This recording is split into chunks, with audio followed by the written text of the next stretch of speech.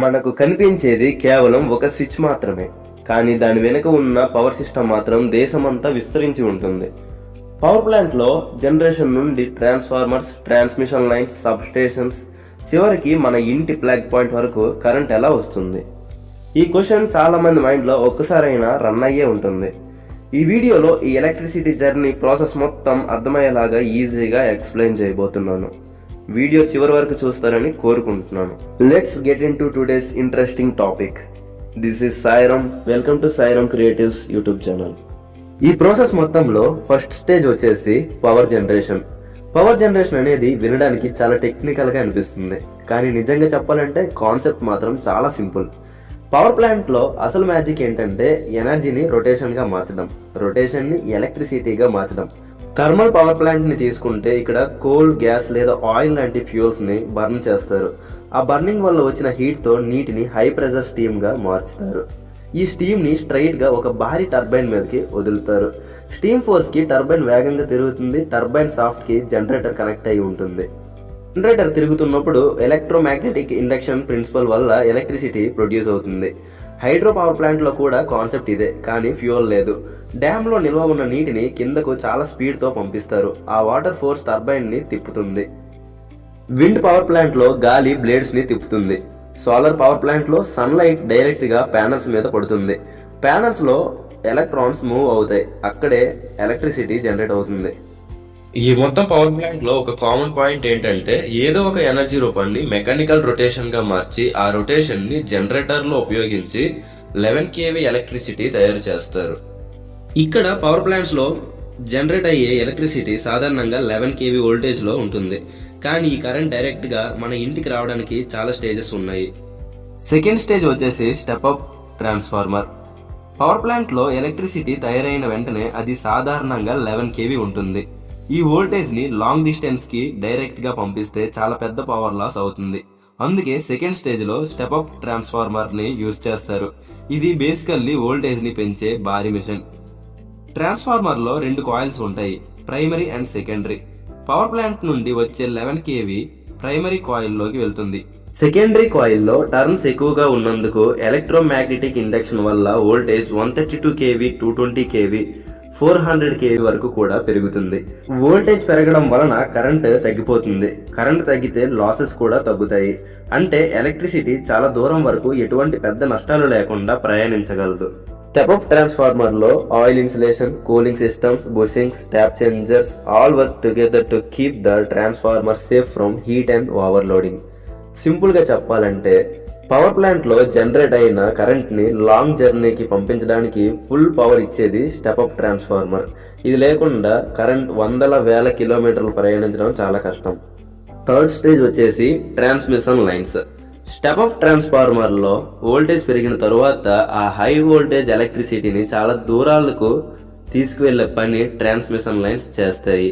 ఇవి మనం రోడ్ల పక్కన చూస్తున్న పెద్ద పెద్ద టవర్లు, వాటిపై వేలాడుతున్న ACSR వైర్లు. ట్రాన్స్మిషన్ లైన్స్ ఎక్కువగా 132 kV, 220 kV, 400 kV లేదా 165 kV లెవెల్స్ లో పనిచేస్తాయి. ఈ వైర్లు స్పెషల్ గా తయారు చేస్తారు. అల్యూమినియం, స్టీల్ కలిపిన ACSR కండక్టర్స్ యూజ్ చేస్తారు. ఎందుకంటే ఇవి తక్కువ వెయిట్, ఎక్కువ స్ట్రెంగ్త్ అండ్ గుడ్ కండక్టివిటీ ఇస్తాయి. లైన్స్ కి గ్లాస్ లేదా పాలిమర్ ఇన్సులేషన్ వాడతారు. ఇవి హై వోల్టేజ్ ని టవర్ కి తగలకుండా ఐసోలేట్ చేస్తాయి. మొత్తం మీద ఈ ట్రాన్స్మిషన్ నెట్వర్క్ దేశమంతా ఒక పెద్ద గ్రిడ్ లాగా పనిచేస్తుంది. ఫోర్త్ స్టేజ్ వచ్చేసి receiving sub stations. Transmission lines మీదుగా వందల కిలోమీటర్లు ప్రయాణించిన హై వోల్టేజ్ ఎలక్ట్రిసిటీ ముందుగా ఒక పెద్ద సబ్ స్టేషన్ కు చేరుతుంది. ఇది అసలైన పవర్ కంట్రోల్ లాంటిది. ఇక్కడ పని ఏమిటంటే 400 kV లేదా 220 kV లాంటి హై వోల్టేజ్ ని తీసుకుని దానిని 132 kV లేదా 33 kV లాంటి మీడియం వోల్టేజ్ గా తగ్గించడం. ఈ వోల్టేజ్ తగ్గించడానికి పెద్ద పెద్ద పవర్ ట్రాన్స్ఫార్మర్స్ యూజ్ చేస్తారు. సబ్ స్టేషన్ లో ట్రాన్స్ఫార్మర్స్ మాత్రమే కాదు, చాలా ముఖ్యమైన ప్రొటెక్షన్ అండ్ స్విచ్చింగ్ ఎక్విప్మెంట్ కూడా ఉంటుంది. Circuit breakers, isolators, current transformers, potential transformers, lightning arresters, bus bars ఇవన్నీ గ్రిడ్ ని సేఫ్ గా ఉంచడానికి 24 hours పనిచేస్తూనే ఉంటాయి.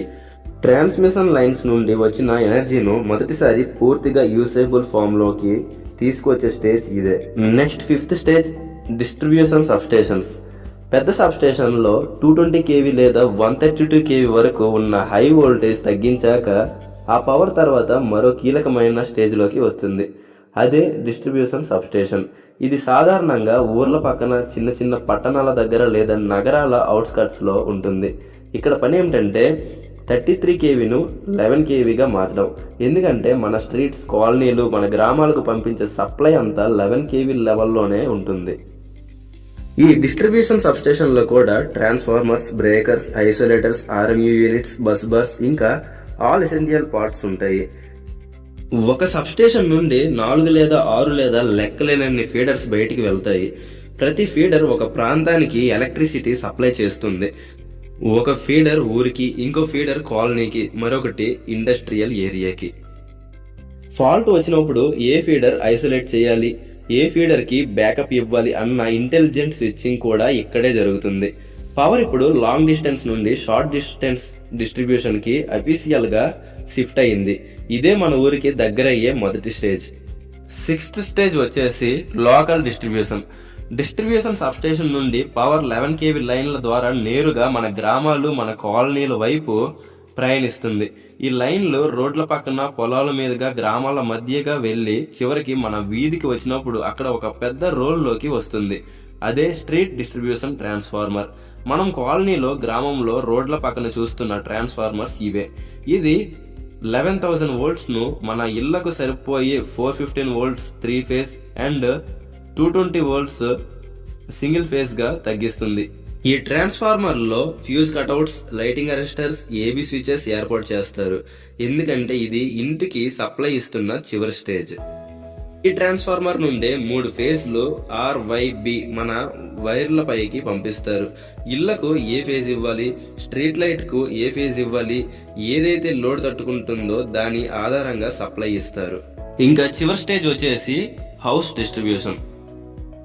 డిస్ట్రిబ్యూషన్ సబ్స్టేషన్ నుండి తగ్గించిన 220 volts సప్లై మీ ఇంటికి మొదట సర్వీస్ లైన్ ద్వారా వస్తుంది. ఈ వైర్లో ఫేజ్ అండ్ న్యూట్రల్ ఉంటాయి. ఇవి నేరుగా మీ ఎనర్జీ మీటర్ కి కనెక్ట్ అవుతాయి. మీటర్ తర్వాత పవర్ మీ ఇంటి MCB బోర్డులోకి వస్తుంది. MCB షార్ట్ సర్క్యూట్ లేదా ఓవర్లోడ్ వస్తే వెంటనే ట్రిప్ అయ్యి మీ ఇంటిని ప్రొటెక్ట్ చేస్తుంది. ఈ బోర్డు నుండే మీ ఇంటి రూమ్స్, లైట్స్, ఫ్యాన్స్, ప్లగ్స్ అన్ని సర్క్యూట్స్ కి ఎలక్ట్రిసిటీ పంపించడం జరుగుతుంది.